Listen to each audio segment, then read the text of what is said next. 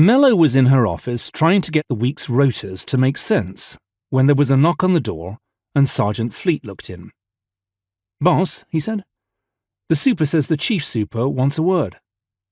She looked up from the worksheets strewn across her desktop. "And is there some reason why Superintendent Todd couldn't have told me that himself?"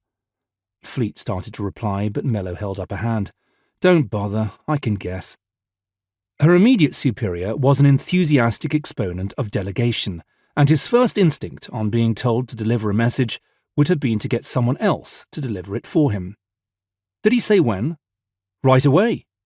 Fleet looked apologetic, even though none of it was his fault. She sighed and looked at her paperwork again. "All right, Peter," she said. "Message received." She gathered the sheets together untidily and locked them in a drawer of her desk. "Let's see what the chief super wants, then."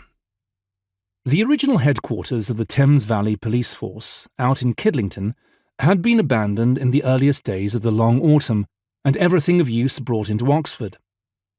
At almost the same time, the old central police station on St Aldate's had been rendered uninhabitable by a gas explosion and fire, so the remains of the force had commandeered a recently abandoned office building and made their headquarters there. There was no one alive now who remembered what it had been in the final days before the coming of the sisters. Mellow suspected that its purpose had ceased to exist the moment the comet fragments rained down all over the world, that no one now would understand what had once been done here.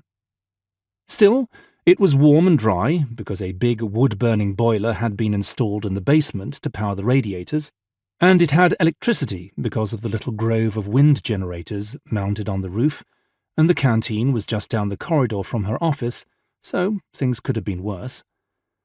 Some of the city's outlying police stations had still not been properly renovated and were miserable, cold, mouldy places. The lower floors of headquarters were bustling with support staff and plain-clothed detectives, and the occasional constable and sergeant in their black uniforms. But as Mellow climbed the stairs towards the 5th floor, she saw fewer and fewer people, until she emerged in executive country and found it deserted. Almost deserted anyway. She stopped at a door bearing a plaque with Chief Superintendent Maxwell painted on it, paused a moment to make sure she'd got her breath back after the stairs, knocked and went in. In the outer office, Lucy, Maxwell's secretary, was sitting at her desk.